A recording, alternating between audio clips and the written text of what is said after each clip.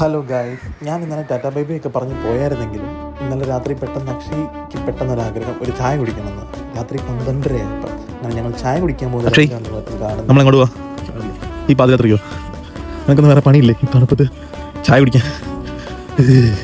എന്നെ തണുപ്പാടാ. ഒരാവശ്യത്തിന് ഇറങ്ങി വരികയും ചെയ്തു. 12:30 ഗൈസ്, അങ്ങനെ നമ്മൾ ചായ കുടിക്കാൻ പോവാണ്. നാട്ടിലെ പോലെ ചായക്കട ഇവിടെ ഇല്ലാത്തതുകൊണ്ട് ഞങ്ങൾ മക്ഡൊണാൾഡ്സിലേക്കാണ് പോകുന്നത്. ഉണ്ടായിരുന്നു കേട്ടോ ഇന്നലെ രാത്രിയിൽ. അങ്ങനെ ഞങ്ങൾ മക്ഡിയിലെത്തി, ചായ കുടിച്ചു, കഴിച്ചു. ഞാൻ ശരിക്കും നാട്ടിൽ ഇങ്ങനെ ഫ്രണ്ട്സിൻ്റെ കൂടെ ചായ കുടിക്കാൻ പോകുന്ന കാര്യങ്ങളൊക്കെ മിസ് ചെയ്യുന്നുണ്ട് കേട്ടോ. ശരിക്കും അവരെല്ലാവരെയും മിസ് ചെയ്യുന്നുണ്ട്. അങ്ങനെ രാവിലെയായി ഞാൻ സെൽസിക്ക് പോവുകയാണ്. ഇവിടുത്തെ തന്നെ എൻ്റെ ഏറ്റവും ബെസ്റ്റ് ഫ്രണ്ട് എന്ന് പറയുന്നതിനേക്കാളും കൂടുതൽ ഞാനൊരു ചേട്ടനെ പോലെയൊക്കെ കാണുന്ന സെബാസ്റ്റ്യൻ എന്ന് പറയുന്ന ചേട്ടൻ്റെ വീട്ടിലേക്കാണ് പോകുന്നത്. അത് പോർട്ട്സ്മൗത്തിൽ നിന്ന് കുറച്ച് ഉള്ളിലേക്ക് കയറിയിട്ടുള്ളൊരു സ്ഥലമാണ് സെൽസി. വളരെ മനോഹരമായിട്ടുള്ള ഒരു പ്ലേസാണ്. അത് നമ്മളാദ്യം ചിച്ചസ്റ്റർ ബസ് സ്റ്റേഷൻ, അവിടുത്തെ ബസ്സിന് വേണം പോകാനായിട്ട്.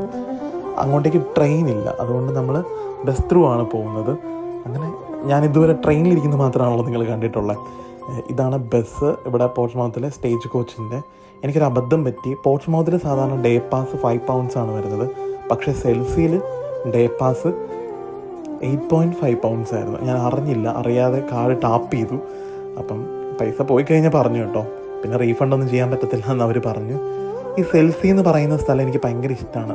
ഭയങ്കര കാം ആൻഡ് ക്വയറ്റാണ്. പോർട്ട്സ്മൗത്ത് അത്യാവശ്യം കാം ആൻഡ് ക്വയറ്റ് ആയിട്ടുള്ള പ്ലേസ് ആണെങ്കിൽ പോലും ഇവിടെ താമസിക്കുന്നത് UK അത്യാവശ്യം ഈ റിട്ടയർഡ് ലൈഫൊക്കെ സ്വസ്ഥവും സമാധാനമായിട്ട് ജീവിക്കണമെന്ന് ആഗ്രഹിക്കുന്ന ഒരു പറ്റ ആൾക്കാരാണ് ഇവിടെ താമസിക്കുന്നത്.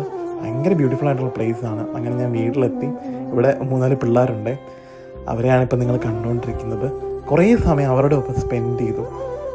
മനസ്സിലുള്ള വിഷമങ്ങളൊക്കെ പിള്ളേരുടെ ഒപ്പം കളിച്ച് ചിരിച്ചിരിക്കുമ്പോഴത്തേക്കും മാറുമല്ലോ. നല്ല രസമുണ്ടായിരുന്നു അവരുടെ ഒപ്പമുള്ള ടൈം. അങ്ങനെ ചേട്ടൻ എന്നെ ചിച്ചസ്റ്ററിൽ ഡ്രോപ്പ് ചെയ്തു. അപ്പം ഞാൻ വിചാരിച്ചു കൊക്രോയിലാണ് അക്ഷയ് വർക്ക് ചെയ്യുന്നത്, അവനൊരു ചെറിയ സർപ്രൈസ് കൊടുക്കാമെന്ന്. നമ്മളിങ്ങനെ കൂട്ടുകാരുടെയൊക്കെ ലൈഫിൽ ഇടിച്ച് കയറിയൊരു സർപ്രൈസൊക്കെ കൊടുക്കുമ്പോൾ അവർക്ക് ഉണ്ടാകുന്ന ചെറിയ സന്തോഷം ഉണ്ടല്ലോ, അത് കാണാൻ വേണ്ടിയിട്ടാണ്. കണ്ടോ, ഞെട്ടി. അങ്ങനെ അക്ഷയ്ക്ക് ചെറിയൊരു സർപ്രൈസ് കൊടുത്തു. അവിടെ കൊക്രോയിൽ അവൻ്റെ ജോലി ടൈമായിരുന്നു. ഏകദേശം 1 മണിക്കൂറോളം ഷിഫ്റ്റ് തീരാനുണ്ടായിരുന്നു. അപ്പം ഞാൻ 1 മണിക്കൂർ വെയിറ്റ് ചെയ്ത് ഇവരെയും കൂട്ടിക്കൊണ്ട് പോവാം. അങ്ങനെ അവൻ ജോലി ചെയ്യുന്നതൊക്കെ കണ്ട്. കൊക്കര അത്യാവശ്യം കൊറിയൻ ചിക്കൻ ഐറ്റംസൊക്കെ കിട്ടുന്ന സ്ഥലമാണ്. അങ്ങനെ ഞങ്ങൾ അവരുടെ ഷിഫ്റ്റൊക്കെ കഴിഞ്ഞ് അവരെയും കൂട്ടി വീട്ടിലേക്ക് പോയി. വീട്ടിലെത്തി. നല്ല വിശപ്പുണ്ടായിരുന്നു. ചെന്നത് അടുക്കളയിലേക്ക് ചെന്ന് കയറി കഴിച്ചു.